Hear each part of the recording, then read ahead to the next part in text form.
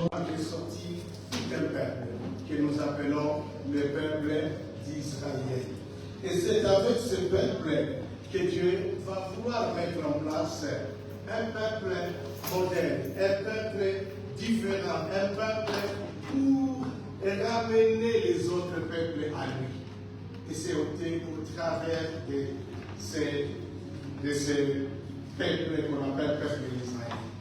Et donc Dieu, c'est lui qui était le chef d'armée, c'est lui qui était le commandant suprême, c'est lui qui était le président de ce peuple, le roi de ce peuple. Ce peuple, comme nous l'avons décrit, c'est un peuple vraiment qui n'était pas du tout facile. Un peuple à courir. Pourquoi? Parce qu'une fois, ils ont dit non. Les autres ont les rois. Toi aussi, donne-nous un roi. Donne-nous un roi, nous n'avons plus besoin de toi. Nous avons besoin de notre roi. Et nous avons compris comment Dieu a proposé, Dieu aussi a voulu que ce peuple puisse avoir un roi malgré lui. Mais ce peuple était régi par ce que nous appelons les 10 commandements que nous avons lus dans cette parabole. Et que les 10 commandements, c'était comme si leur constitution. Mais vous allez comprendre que ces 10 lois tournaient autour seulement de 2 choses. La relation horizontale et la relation verticale. Donc la relation avec Dieu, mais aussi la relation avec son prochain. Et ça, c'était l'essence de cette constitution que Dieu a donnée à son peuple. Et nous avons parlé de ce que Jésus a accompli, c'est-à-dire que le peuple, il y avait des répétitions d'échecs pour les enfants d'Israël. Les enfants d'Israël ne faisaient qu'échouer dans leur alliance avec le Seigneur.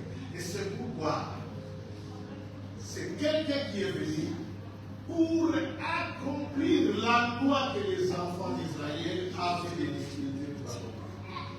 Et cet homme-là, que nous appelons Jésus, la loi était accomplie en lui.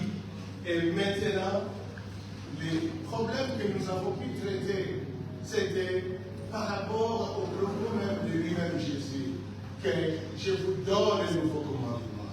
Nous avons compris que ce commandement, selon un Jean, ce n'est pas un commandement nouveau, mais c'est toujours cet ancien commandement qui continue.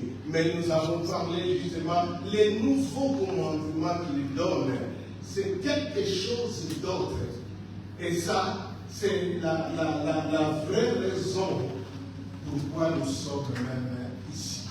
Lorsque nous avons dit que les nouveaux commandements, c'était la nouvelle orientation de la nouvelle religion de Christ.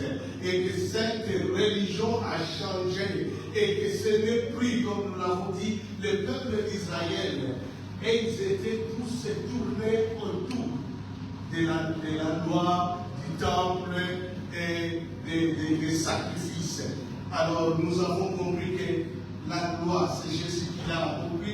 Les sacrifices, c'est lui-même qui était le sacrifice par excellence. Et nous avons aussi compris quelque chose d'autre, et que non seulement il y a les temples, il y a aussi les temples, et c'est lui-même qui s'est fait les temples. Il a dit que vous allez détruire ces temples, mais en 3 jours, je vais les reconstruire. C'est pour dire que les temples, c'est lui qui incarnait tout ce que les enfants d'Israël, parce que la religion d'Israël était focalisée sur les objets. Mais maintenant, la nouvelle orientation, la nouvelle religion a changé d'orientation. C'est-à-dire, ce n'est plus vers les objets, mais c'est vers une personne. C'est la personne de Christ. C'est pourquoi je vous dis que notre religion est christocentrique. Et christocentrique. Si tu dois aimer Dieu, c'est Dieu-là, ça s'appelle Jésus. C'est lui que nous devons aimer. Et c'est pourquoi il a dit, celui-ci est mon fils bien-aimé, en qui je dis toute mon affection, écoutez-les. Écoutez-les. C'est maintenant lui que vous devez écouter. Et c'est là où nous réaliser, les amis, ce que Christ a dit par rapport à l'amour pour les prochains. Il a dit, je vous donne un nouveau commandement. D'aimer l'autre comme moi-même je vous ai aimé. Le modèle d'amour, c'est lui. C'est lui. De la même manière qu'il nous a aimés, et de cette manière qu'il veut que nous puissions aimer l'autre. C'est là où nous avons dit que c'est là où se trouve la faiblesse aujourd'hui de l'Église chrétienne. Parce que si nous allons comprendre la grande question, qui est mon prochain, nous allons comprendre les résumés du christianisme. Nous allons comprendre l'essentiel du christianisme. Nous allons comprendre l'essentiel du christianisme. Dommage est que nous n'avons pas vraiment saisi l'essentiel du christianisme. Et je vous ai dit que dans la Bible, nous avons compris que Dieu, c'est un Dieu amoureux qui est. Si j'étais vraiment un bon pentecôtiste, si j'avais chassé les démons.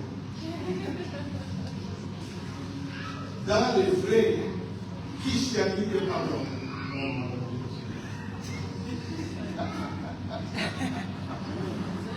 Pour d'autres, vous pouvez croire que c'est le Saint-Esprit.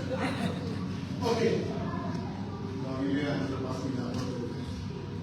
C'est seulement pour vous dire que les amis, notre attention s'il vous plaît. C'est seulement pour nous dire que aimer Dieu, c'est aimer aussi son prochain. C'est pourquoi il a dit. Et que comment vous pouvez dire que vous m'aimez et que la personne que tu vois, tu n'arrives pas à l'aimer. En d'autres termes, si vous m'aimez moi, que vous ne voyez pas, si vous avez compris, et c'était ça le résumé. Mais aujourd'hui, laisse-moi conclure par rapport à cette parabole et à ce texte qui me relie avec la Sainte Seine. Les amis, la parabole de Jésus est foudroyante. Très israélite. Pourquoi? Parce qu'il va résumer justement la réponse par rapport à la question posée. Et la question posée était quoi? Qui est mon prochain?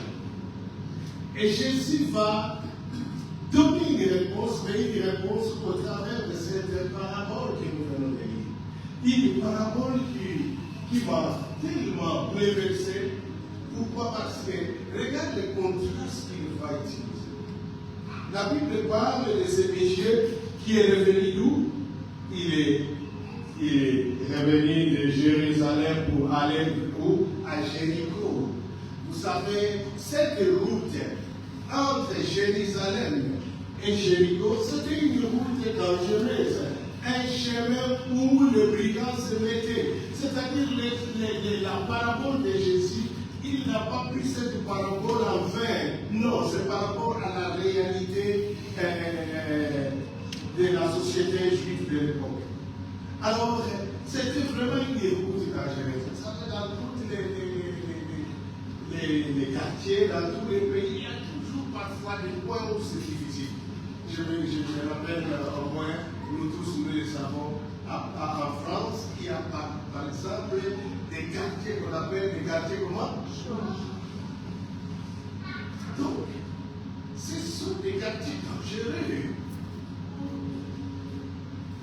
Et nous les avons partout en Afrique, partout. Il y en a toujours ce genre de quartiers. Et là, chez eux, bien aimé, la route qui a mené justement de Jérusalem à Jéricho, c'était une route dangereuse. Et Jésus va se servir de ces chemins-là pour parler justement de la situation de cet homme. Et cet homme, les amis, a emprunté ce chemin-là. En empruntant le chemin, il a été tabassé par des bandits. Et nous avons l'église que c'est un juif. Est-ce que vous comprenez? Et l'église que nous avons que c'est un juif. Pourquoi? Parce qu'on nous parle de ce monsieur qui a quitté Jérusalem pour Jéricho. Donc ce n'est pas n'importe qui va quitter Jérusalem pour Jéricho. Donc c'est un juif. Alors, lorsque un Samaritain, lorsque plutôt un sacrificateur va passer par ces chemins, en voyant l'autre qui est par terre, la Bible dit que les sacrificateurs est passé outre. C'est-à-dire, c'est comme s'il n'a rien vu. Mais c'est son compatriote, est-ce que vous comprenez? C'est son compatriote. Et lui qui est le chef spirituel. Parce qu'à cette époque de Jésus, Israël ne pouvait pas s'organiser ils ne pouvaient pas s'organiser politiquement parce qu'ils étaient sous la domination romaine. Donc, l'unique signe des enfants d'Israël, l'unique chose qui pouvait aider Israël à exister comme peuple, c'était la religion. C'était la religion. Et c'est pourquoi vous allez comprendre que ces religieux, ils avaient une place vraiment prépondérante. Ils avaient une grande place, les religieux. Pourquoi? Parce que politiquement, pas possible, parce que si vous osez, Hérode va vous éliminer. Il va vous éliminer. Vous serez tous éliminés. Donc politiquement, Israël est venu quand même. C'est pourquoi il y a ces deux patrimoines qui est resté. C'était le temple et la Sion, c'est-à-dire la ville de Jérusalem. Ça, c'est le patrimoine des enfants d'Israël. Pourquoi? Parce que c'est l'unique chose qui est restée. Pourquoi? Parce que les Romains ne voulaient pas que Israël, si vous tentez de s'organiser politiquement, c'est une forme de rébellion. Et c'est pourquoi les religieux étaient mieux considérés. Mais imagine un religieux qui va passer outre la personne sur qui on pouvait compter. Elle passait outre. Et non seulement le sacrificateur qui va passer outre, mais il y aura aussi un lévite. Il y aura un lévite. Un lévite aussi qui va passer outre. Pendant qu'il pouvait justement intervenir par rapport à cet homme qui a été justement décrié comme la Bible dit. Tapé à mort. Mais les amis, il y aura un Samaritain. Un Samaritain. Peuple que les Juifs ne considéraient pas. Les Juifs ne considéraient pas les Samaritains. C'était un peuple de second rang, un peuple de la seconde classe, un peuple minimisé par les Juifs. On les appelait la race impure. La race impure. Pourquoi la race impure? Parce que c'est l'unique peuple qui n'est pas allé à la déportation à Babylone. Et ils sont restés, mais comme ils étaient restés, ils étaient qu'un petit nombre, ils se sont mariés avec des femmes cananéennes, avec d'autres dieux. Or, à l'époque, tu ne peux pas, toi Israélite, tu ne peux pas te mélanger avec d'autres peuples, parce qu'ils ont d'autres dieux. C'est pourquoi, si vous comprenez les 10 commandements, vous allez voir ce que les 10 commandements nous disent. Tu n'auras pas d'autre Dieu devant quoi? Ma face. Et ils ont pris d'autres dieux en se mariant avec d'autres peuples. Et là, c'est pourquoi lorsque les Juifs sont rentrés de la déportation, ils les ont considérés comme des chiens, qu'on appelle la race. La race. Et c'est ce Samaritain qui va passer maintenant. Et c'est lui qui va rendre service à ce méchant, qui est d'ailleurs juif, qui ne m'aime pas, Ça va être. Mais c'était juif. Vous savez, quand j'ai lu ça, j'étais vraiment éclaboussé en moi-même. J'ai dit, mais c'est notre comportement d'aujourd'hui. Si la personne n'est pas chrétienne, c'est dur de voir les chrétiens, ou alors de porter les résistances, aller dans leur deuil, c'est être avec eux. Nous avons toujours tendance de se voir sur nous qui sommes la race publique. Et ici, les prochains, ce n'est pas les frères à Christ seulement. Les prochains, c'est l'autre. Peu importe ce qu'il est, musulman, prostitué, je ne sais pas qui, c'est le prochain, est-ce que vous comprenez? On l'a tabassé, mais les Samaritains, c'est lui qui va courir les risques. Vous savez, quand je lis, je dis, mais Jésus, mais comment il avait ce sens-là? Relatez une telle histoire, les amis. Je ne sais pas si vous voyez les implications dans cette histoire. D'abord quoi? Le méchant va s'arrêter et puis les compassions. Vous savez ce qu'il va faire? Il va prendre soin de ce méchant.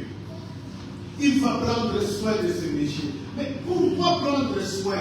Vous savez, il y a des choses qui peuvent t'énerver. Oh, la Colombie, ça a été cette personne, ce qu'il m'a fait, jamais, plus jamais. Combien de fois n'avons-nous pas fait de telles décisions? Combien de fois les services qu'il m'a rendus, ce mauvais service qu'il m'a rendu, non. Non. Ces Samaritains pouvaient aussi dire la même chose. Vous pouvez dire la même chose. Parce que vous nous considérez comme des choses, pas comme des humains. Et pourquoi te rendre service pendant que tu es dans les maisons? Et vous savez ce qu'il va faire?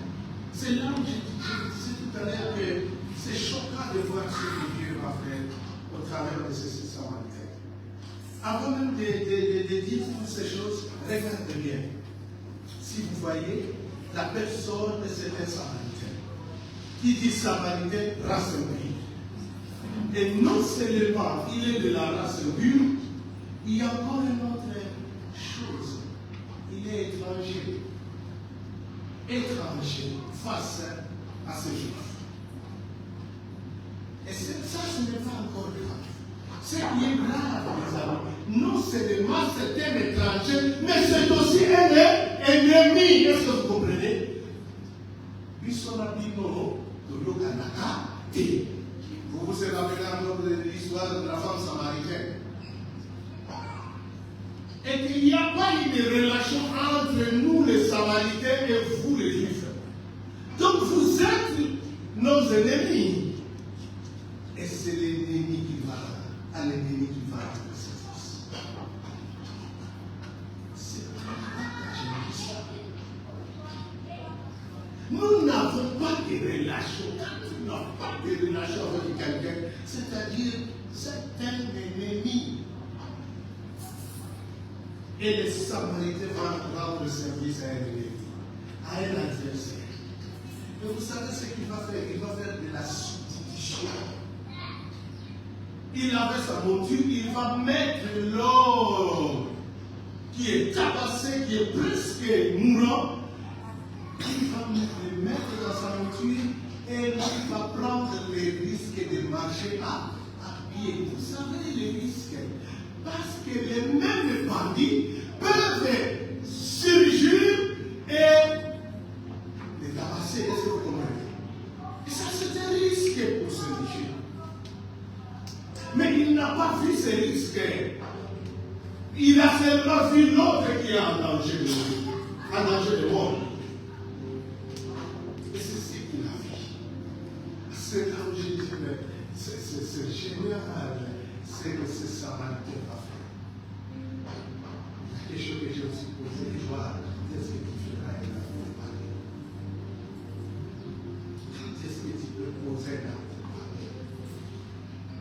Vous savez, ce méchant-là, là où il était guéri, si vous lui dites que les Samaritains, c'est une race pure, c'est lui qui risque de déchiffrer.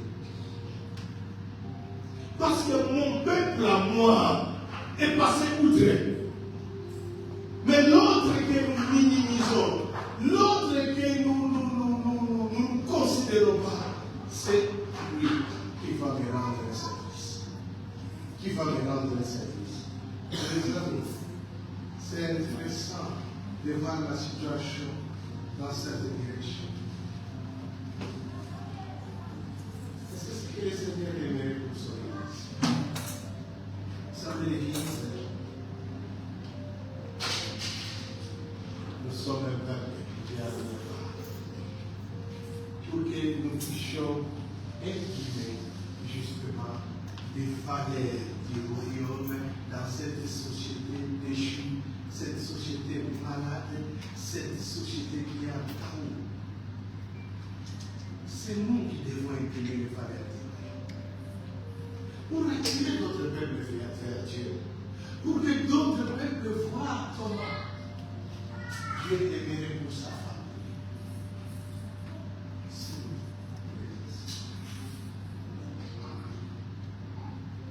Dommage. Regarde ce qui va se passer à l'église de Corinthe.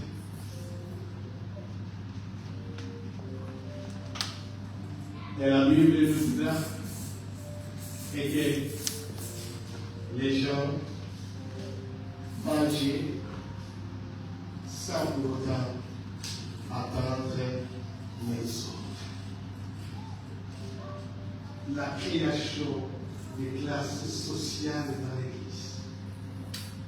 L'Église n'était plus, oui, un lieu où les gens pouvaient vivre la dimension égalitaire d'une société, mais l'Église est devenue un lien de classe sociale.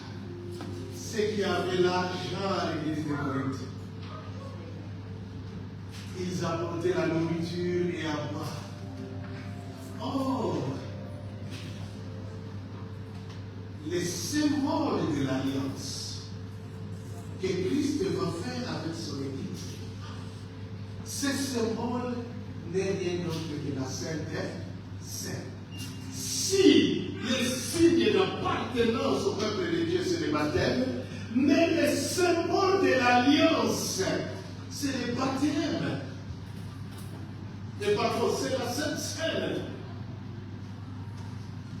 Faisons ceci. Faites ceci en mémoire de moi. C'est la Sainte Seine qui nous unit. Et que nous appartenons à la même famille. C'est la Sainte Seine qui fait que nous puissions nous identifier au corps du Christ.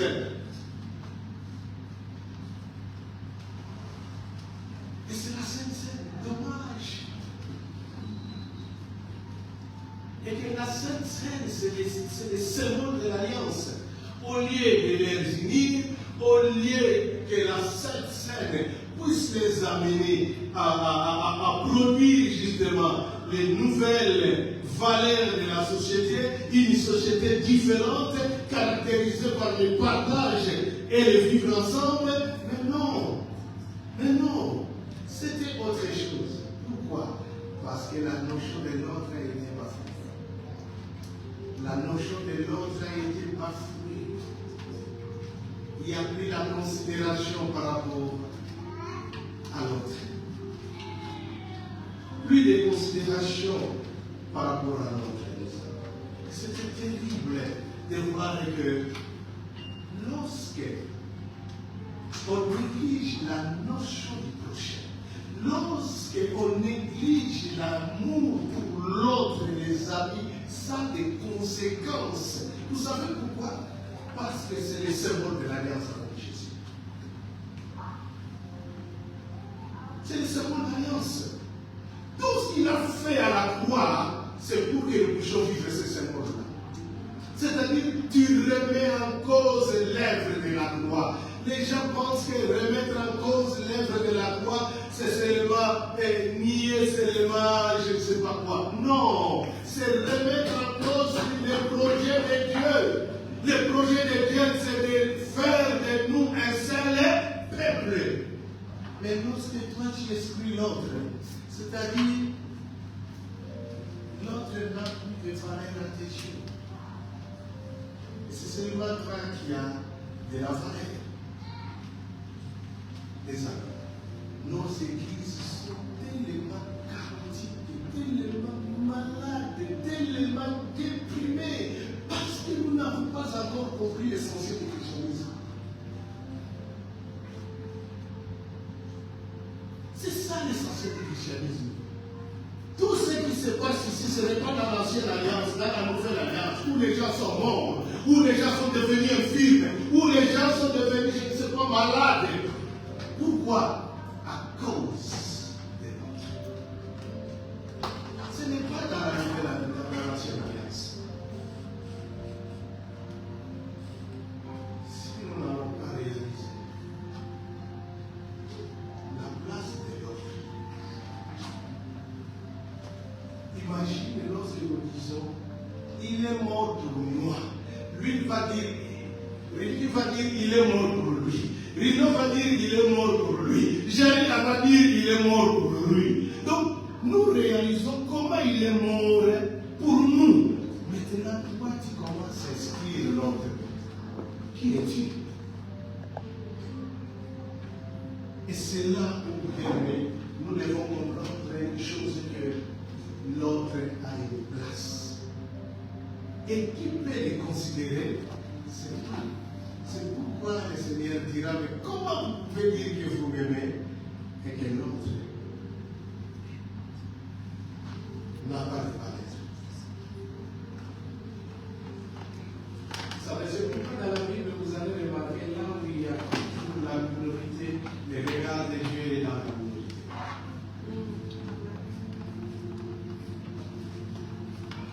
Vous avez vos frères ici, vous avez vos sœurs ici, qui sont minoritaires. Vous, les Angolais, les Congolais, vous êtes nombreux, mais l'attention n'est pas donnée aux autres qui sont minoritaires. Ça, ce n'est plus l'Église, les amis.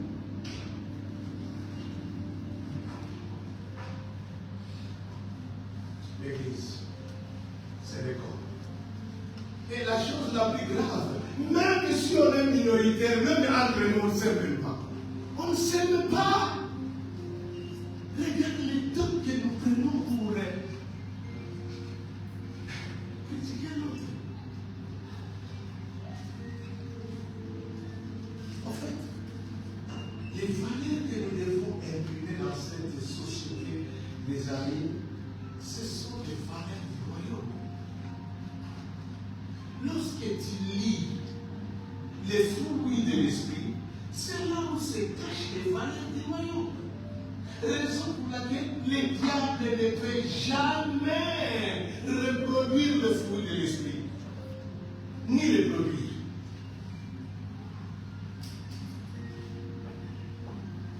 Il ne peut pas, parce que ce n'est pas pour son royaume, c'est pour le royaume du Père. Nous avons, bien aimé, la responsabilité de produire de ça va être c'est terme de s'arrêter pour le prochain. C'est un terme qui me bouleverse. Je vous assure, j'ai dit Seigneur, je n'aimerais pas être un prédicateur pour reproduire seulement les choses, mais je vais vivre tout ce que je suis en train de prêcher. Pourquoi? Parce que, les amis, c'est ça l'essentiel de notre Église. C'est ça l'essentiel.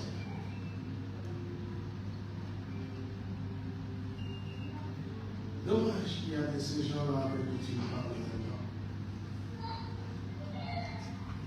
Que ce soit à l'église, que ce soit dans la famille, que ce soit au travail. Nous avons des gens que nous détestons. On peut lui faire un petit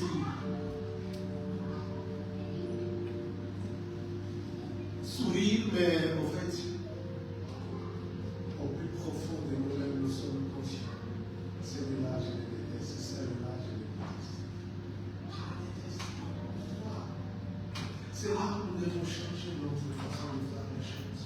Et c'est ce qui est bien avec Dieu. Il nous aide pour que nous puissions nous corriger.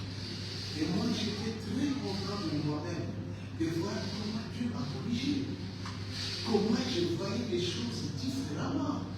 Vous savez ce que j'ai fait? Laisse-moi vous dire ça. Si quelqu'un peut dire qu'il a un problème avec moi ou que j'ai un problème avec lui, à moins que lui puisse avoir un problème avec moi. Moi non.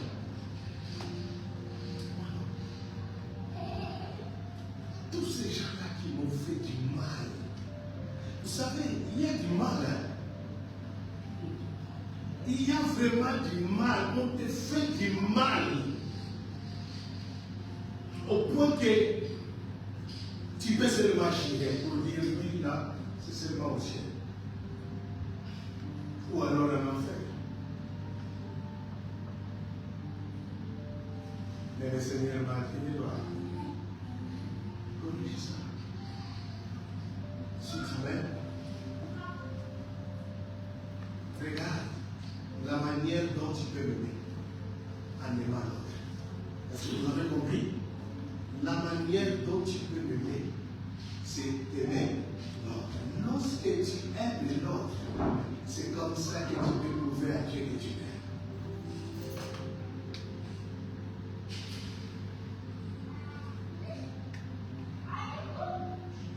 C'est ça l'essentiel de Christ.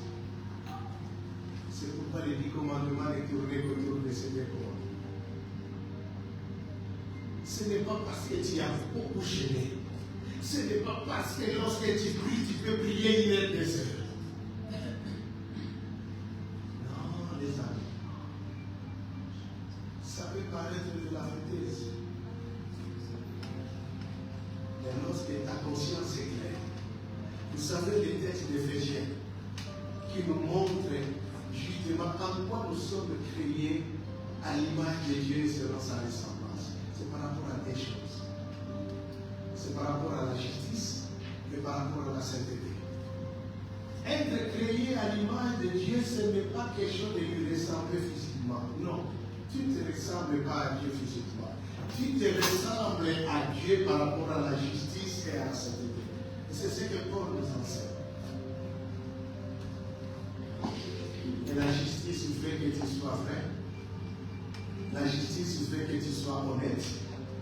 La justice, il fait que tu sois sincère. Et la sainteté, les amis, c'est lorsque ta conscience est claire devant Dieu et devant ton frère. Lorsque ta conscience ne te reproche rien. Mais lorsque ta conscience t'accuse de quelque chose, tu n'es pas dans le cadre de la sainteté.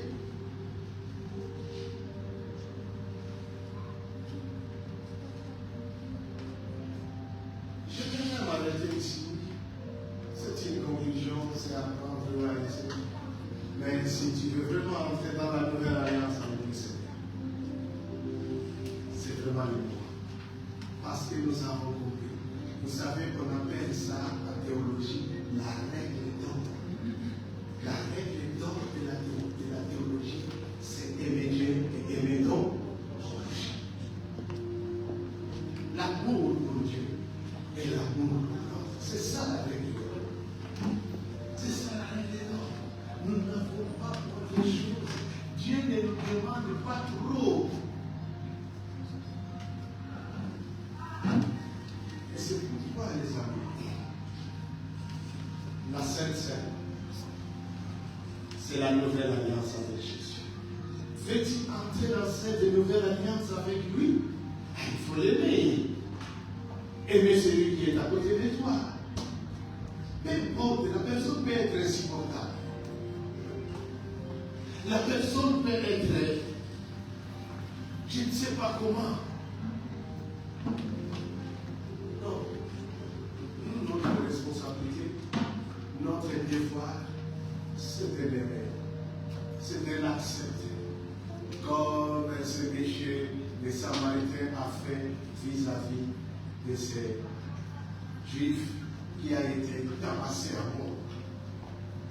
Il est venu au secours de son ennemi. Il est venu au secours de l'étranger. Il est venu au secours. Oui. De quelqu'un qui devait considérer. C'est ce que le Seigneur aimerait pour nous. La nouvelle alliance. Nous voulons vivre un nouveau pacte avec le Seigneur. Entrer dans la nouvelle alliance avec lui, les amis. Ce midi, c'est quelque chose seulement de comprendre que tout ce que Dieu me demande, il ne me demande pas mon argent. Il ne demande pas de prière. Il ne demande pas la lecture quotidienne de sa parole. Tout ça, ce sont des conséquences lorsqu'on a compris l'essentiel. Mais lorsque l'essentiel n'est pas compris, et qu'on agit par rapport au secondaire, ça, c'est ce qui peut faire qu'on est en train de trouver. Dommage, par rapport à ce verset, que beaucoup plus je viendrai à mon nom, mais je leur dirai, je ne vous ai jamais connu. Depuis que le monde est monde, moi je ne vous ai jamais connu. Pourquoi? Parce que vous commettez l'iniquité. Vous êtes loin, hors de mon alliance. Hors de mon alliance. L'invitation, c'est les voir autour de toi. Les voir autour de toi. En fait, si tu les vois autour de toi, l'acte que tu vas poser, cet acte n'est rien d'autre que participer au projet de Dieu. Ça s'appelle participer au projet de Dieu.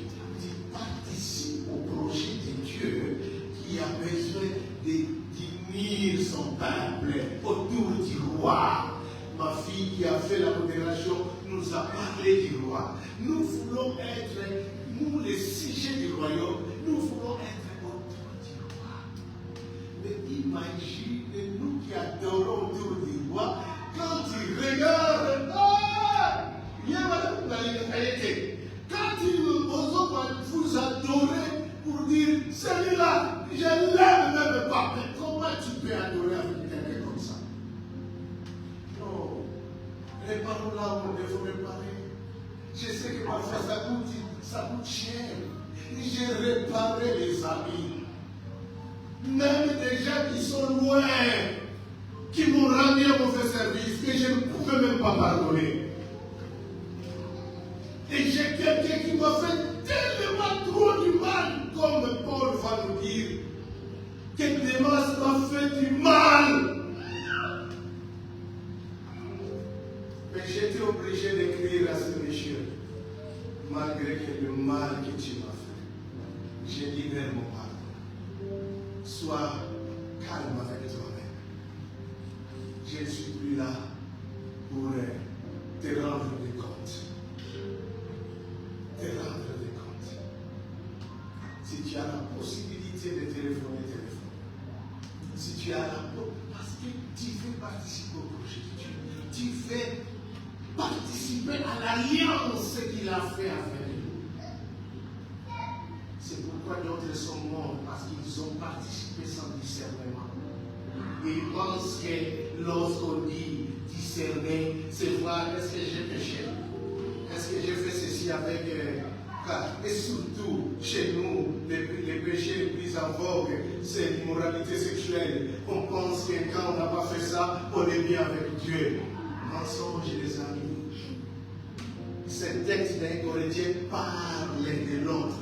Ça ne parlait pas parce que tu avais volé, ça aussi c'est un péché. Mais le contexte, c'est par rapport aux autres. Parce qu'ils ont mangé sans attendre les autres. L'autre a de l'importance. Peut-être pour toi, ce n'est pas question de la nourriture. Peut-être pour toi, c'est parce que tu as de la haine vis-à-vis de l'autre. Tu as de la jalousie vis-à-vis de l'autre. Comment tu peux participer à la Sainte Chose? Que le Seigneur vous bénisse.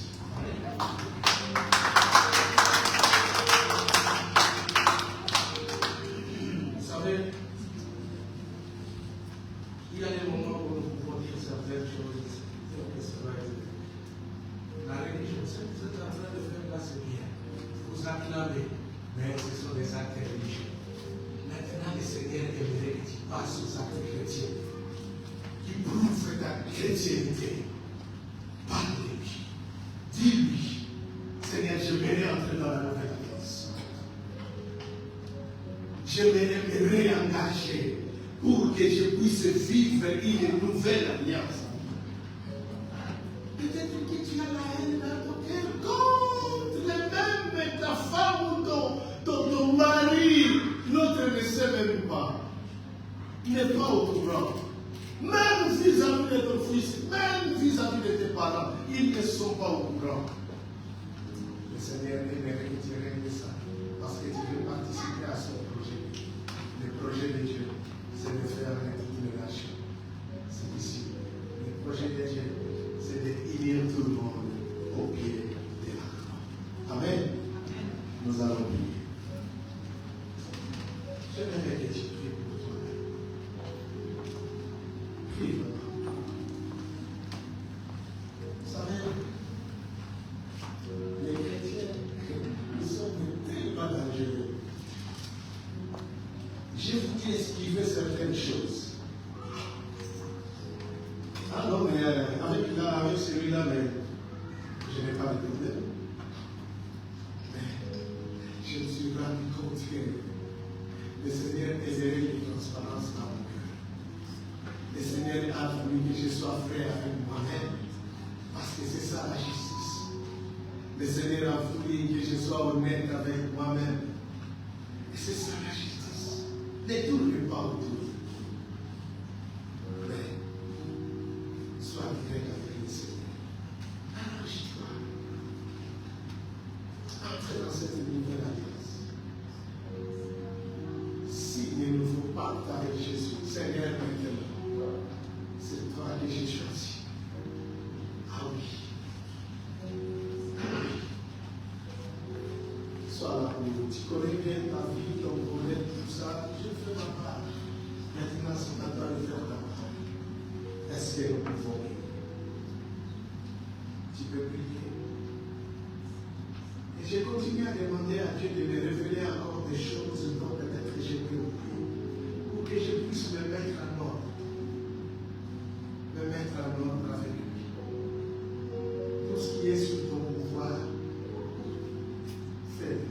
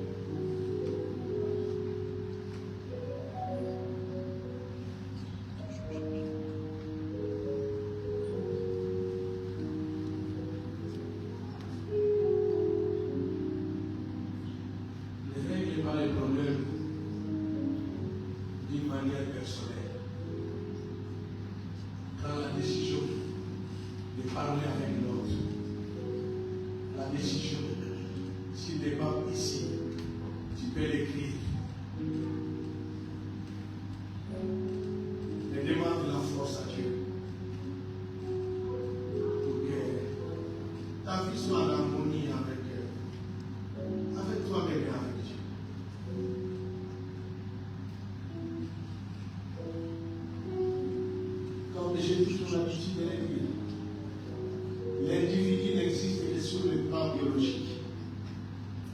Mais du point de vue psychologique, l'homme, c'est un être social. Il est appelé à vivre avec les autres. Mais regarde, si tu ne considères pas l'autre, ce que ça peut faire. Pour ta nourriture, il faut que l'autre participe. Là où tu travailles, c'est parce que l'autre est là.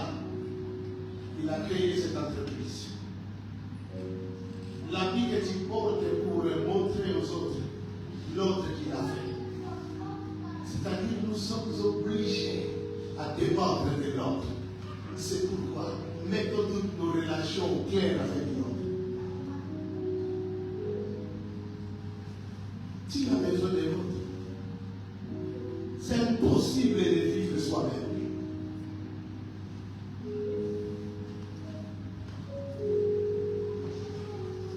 Le grand Dieu qui était, il avait besoin de ses disciples.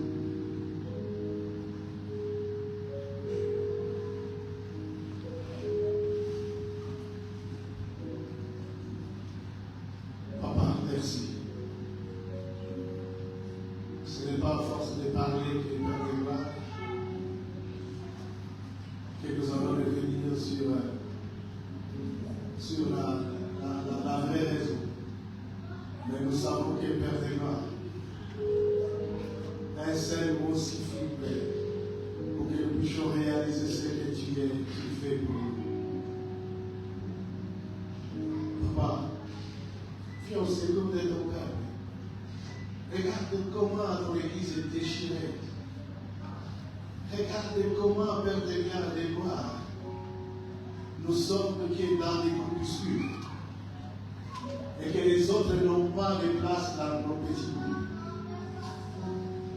Oh Dieu, ayez pitié de nous.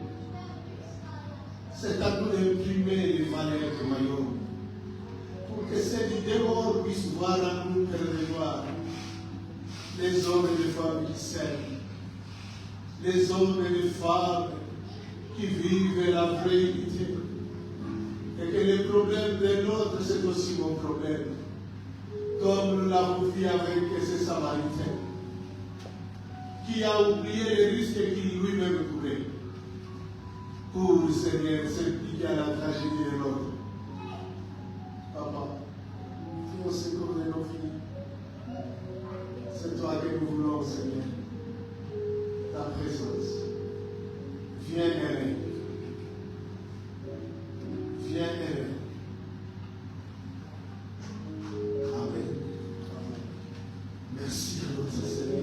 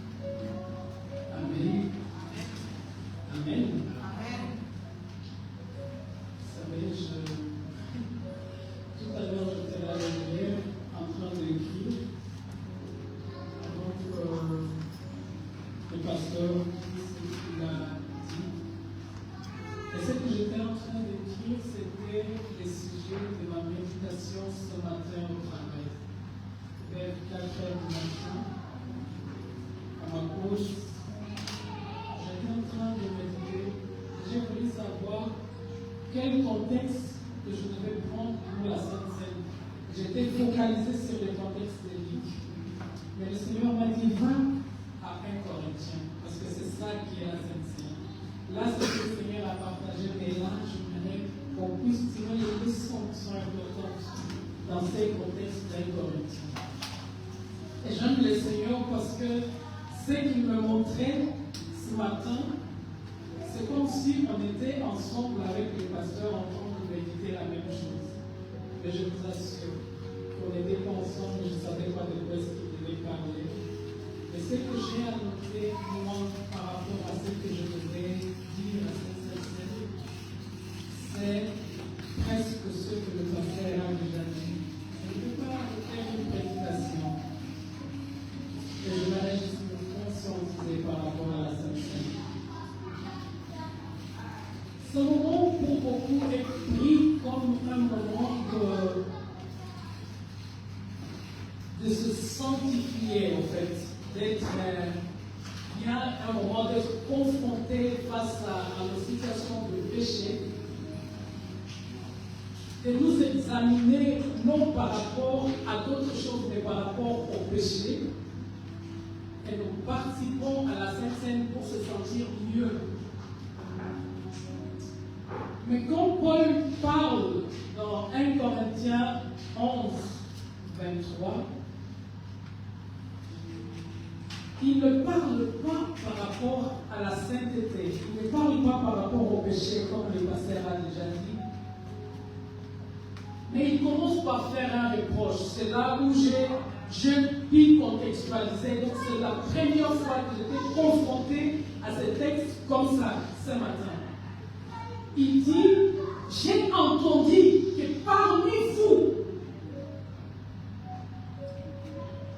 il y a des querelles, il y a des choses qui ne sont pas bien. À la place de prendre la scène pour vous rendre mieux, cela vous rend pur que ce que vous étiez avant. Parce que les riches se mettent avec les riches et les pauvres avec les pauvres. Vous mangez chacun à son tour, et vous vous regardez les autres d'en haut parce que ceux qui avaient, ils mangeaient et se disaient que moi j'ai le meilleur vin et l'autre a la meilleure nourriture. La Sainte Seine n'était pas préparée comme nous le préparons aujourd'hui, c'est le diacre qui le prépare. À ce moment, c'était que chacun devait apporter le pain et le vin pour pouvoir faire un banquet, pour pouvoir partager. La Sainte Seine n'a pas été conçue pour que nous soyons saints, mais la Sainte Seine a été conçue pour que tu puisses regarder l'autre, pas pour que tu puisses te regarder. Quand on dit examine-toi, ce n'est pas par rapport à ton péché, mais c'est par rapport au regard que tu as de l'autre. C'est pour cela qu'il dit que vous avez en fait banalisé cet acte-là. Ce n'est pas pour être banalisé, mais c'est pour être compris que quand vous prenez la scène, ce n'est pas pour vous nourrir, mais c'est pour regarder à l'autre. Ce n'est pas pour faire en mémoire de la mort de Christ. Parce que si nous le faisons en mémoire de la mort de Christ, ça veut dire que nous n'avons pas compris. Mais là, la Bible nous dit que le Seigneur Jésus, dans la nuit, il fit livrer, il prit le pain et il a rompu.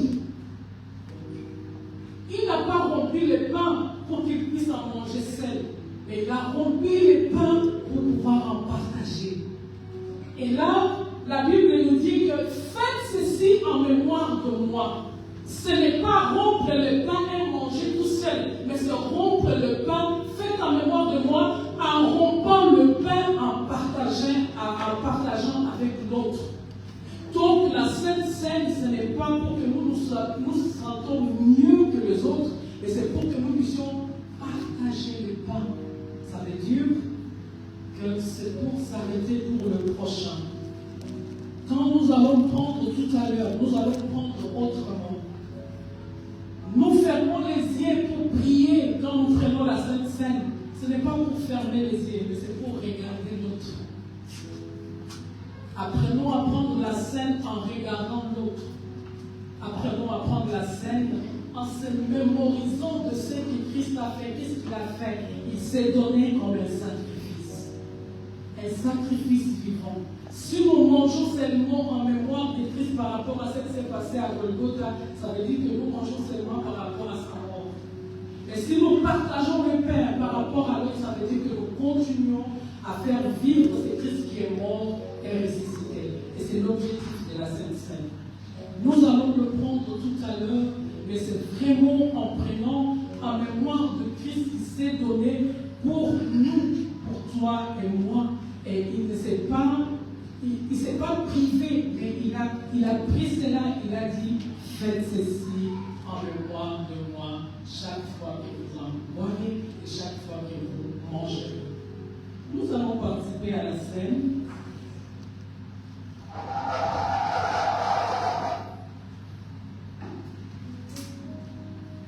Comme le pasteur a dit, point n'est besoin de pouvoir répéter ce qui a été déjà dit.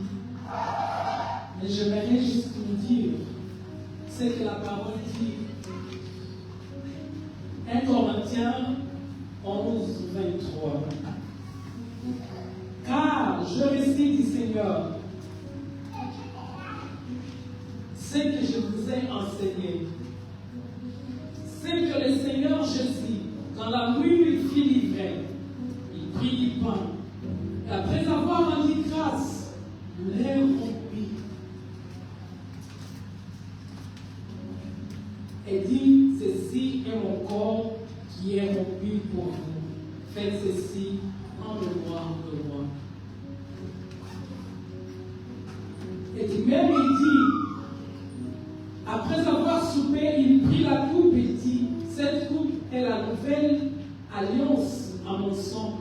Faites ceci en mémoire de moi, toutes les fois que vous en boirez.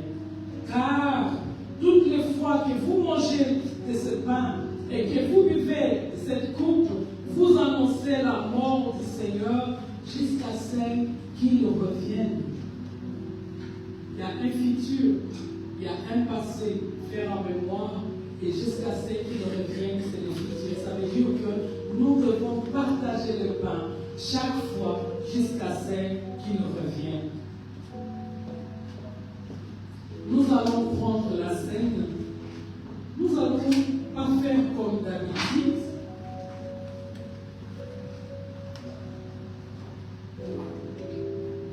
Nous allons faire autrement. Et juste par rapport à notre temps, j'aimerais qu'on puisse prier pour le pain et pour le vin, et ensuite nous allons faire la scène comme je pense qu'on puisse le faire à ce jour. Seigneur, je bénis ce pain. Je prie, Seigneur, que tu puisses le sanctifier et que cela soit un moment de communion. Pas un moment, Seigneur, d'être scène, mais un moment de communier. Et on ne peut pas communier seul. La communion, Seigneur, c'est avec les prochains. Je prie, Éternel de gloire, que ce pain puisse nous amener, Seigneur, à être un, comme toi tu l'es fait. La parole me dit que tu es un avec le Père et tu veux que nous soyons aussi d'eux-mêmes. C'est pour cela que tu veux que nous puissions nous mémorer de toi, Seigneur, par rapport à l'unité et par rapport à la communion. Daigne bénir ce pain et daigne bénir ce vin. Seigneur, que cela puisse vraiment nous amener à être un. C'est en ton nom, Jésus, que nous avons ici prié. Amen.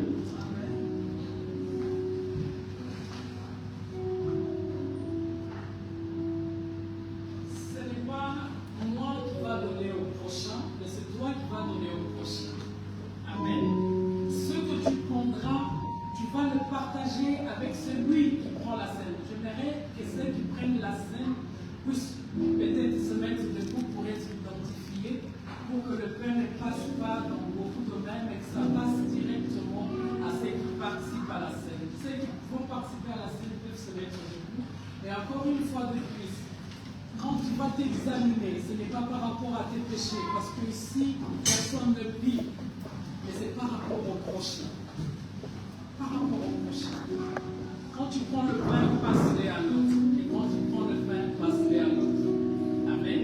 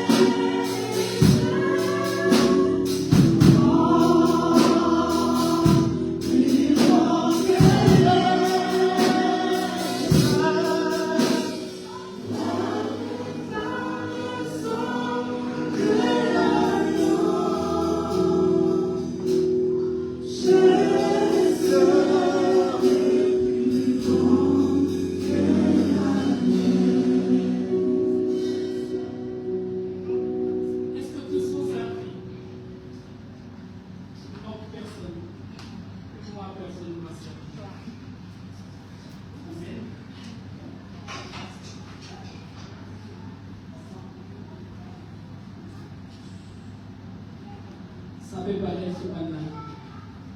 Et c'est ça que le Seigneur veut, que nous puissions apprendre à partager les uns et les autres. Mangeons le pain et vivons du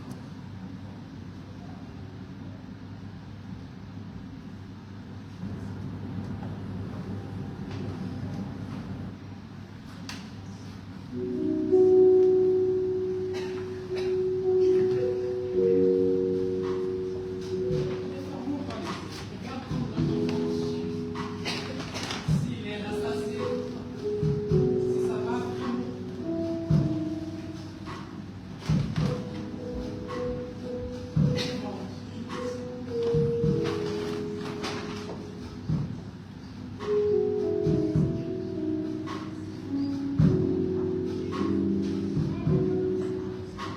Regarde ton prochain et dis-lui, nous sommes un. Regarde le prochain. Regarde le prochain. Parce que c'est ça le message de la Sainte Seine. C'est pour dire nous sommes un. Nous sommes ensemble. Ce qui est à moi est à toi. Regarde, nous avons peur de dire cela. Dis à l'autre, nous sommes un.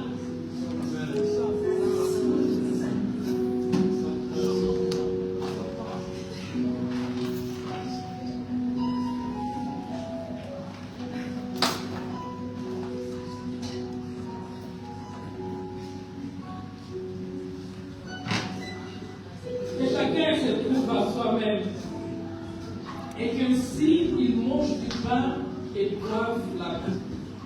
Car celui qui mange et boit sans discernement le corps du Seigneur mange et boit contre lui-même.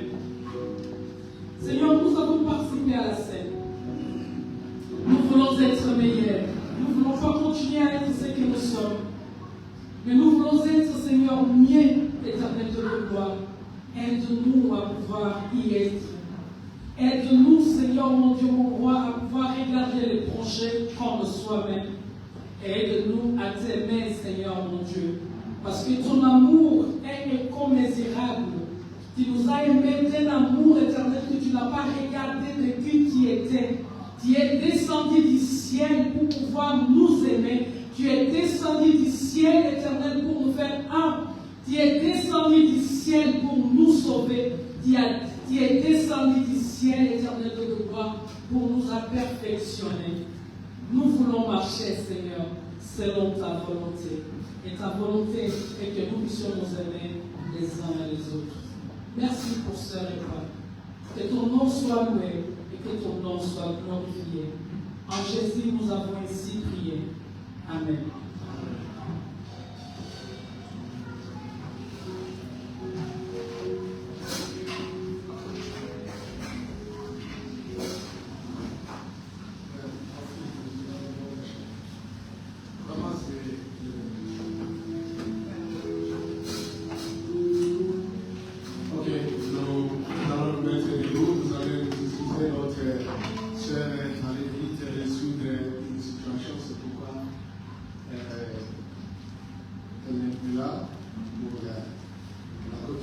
Donc, c'est vrai, là, nous allons donner le prix de nos offres.